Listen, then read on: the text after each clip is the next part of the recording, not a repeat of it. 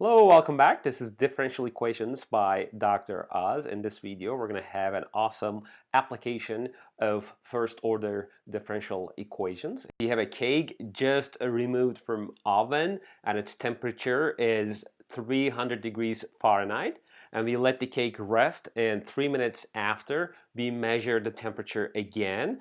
It's 200 degrees Fahrenheit, and given that the room temperature is 70 degrees Fahrenheit, we want to know when the cake is going to cool off to the room temperature, 70 degrees Fahrenheit.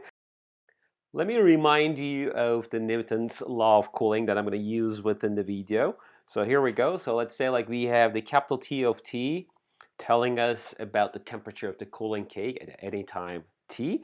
And the law goes like this: the rate of change of the temperature in time is proportional to the difference of the temperature of the cake and the ambient temperature or the room temperature.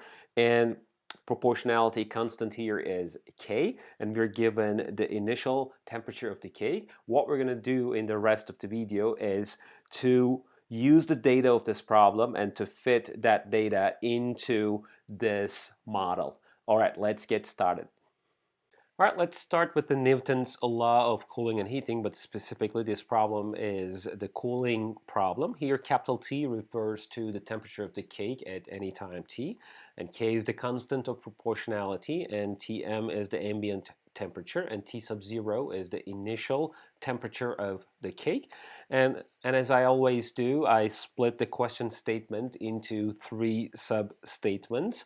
In the first statement, we're given the data about the initial temperature of the cake. In fact, it is T of 0, which is T sub 0, is 300 degrees Fahrenheit. And we're given the temperature of the cake after 3 minutes. So here we go. T of 3 equals 200 degrees Fahrenheit. And finally, the last statement tells us that the room temperature is 70 degrees Fahrenheit. In other words, the ambient temperature is 70 degrees Fahrenheit. All right, to be able to use the data in each sub-statement, we need the solution of the initial value problem. So in the next step, we're going to solve the initial value problem. So first of all, the differential equation is a separable differential equation. So we can, in fact, separate the variables by dividing both sides by t minus tm and multiplying both sides by dt. So we have the capital T divided by capital T minus capital T sub m equals k times dt. Now we can integrate both sides because all the variables are separated. So on the left we have ln of the absolute value of capital T minus capital T sub m, and on the right we have k times t plus an integrating constant c. Therefore, we can find the absolute value of t minus tm as e to the k t plus c. But notice that this is equal to e to the kt times e to the capital C here. So while c is an arbitrary constant, so is e to the c. So why don't we switch that back to just generic capital C so that t minus tm in absolute value becomes c e to the kt. Right, we know that e to the c is always positive, so the generic c is positive.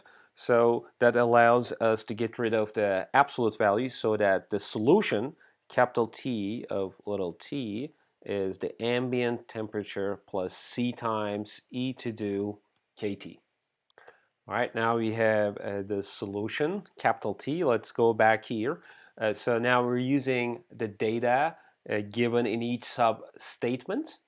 Right, let's start using the first statement's data. So T sub 0 is equal to 300 degrees Fahrenheit. We know that the initial temperature is 300 degrees Fahrenheit.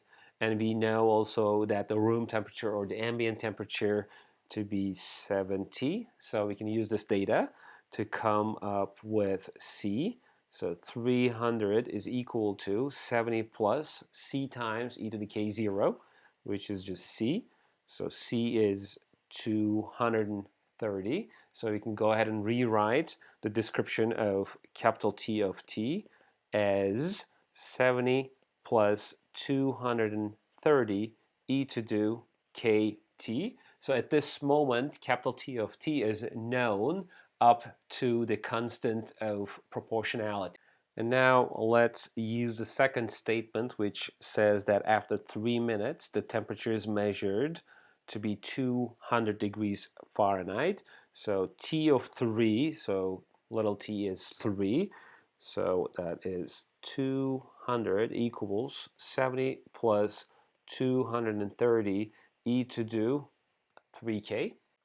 Right, subtracting 70 from both sides, 130 equals 230 e to the 3k. So now let's divide both sides by 230 so that 13 over 23 is equal to e to the 3k. And finally, let's take the ln of both sides so that k follows from here as, since this is 3k, 1 over 3 ln 13 over 23.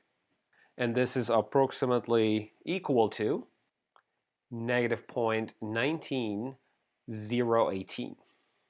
All right, let's substitute K back here to get the final description of the temperature of the cake to be of this form. Going back to the statement of the problem, so the question was like, how long will it take for the cake to cool off to a room temperature of 70 degrees Fahrenheit? Well, staring at the solution here, we know that the solution is 70 plus this chunk here, and this chunk is always positive. We know that this chunk tends to 0 as little t goes to infinity. So in other words, mathematically speaking, as little t goes to infinity, the limit of t of little t is equal to 70 degrees Fahrenheit. So again, mathematically speaking, we need infinite amount of time for the bake to cool off to 70 degrees. But this is okay, because if we graph the solution function in time, as you see that t equals 70 is a horizontal asymptote. After 20.1 minutes, we have the temperature of decay to be 75 degrees, and eventually after 32 minutes we get very close to the room temperature. So we need to wait around half an hour for the cake to cool off to the room temperature. All right, this is the end of the video. Thanks for watching. I'll see you in another video. Bye.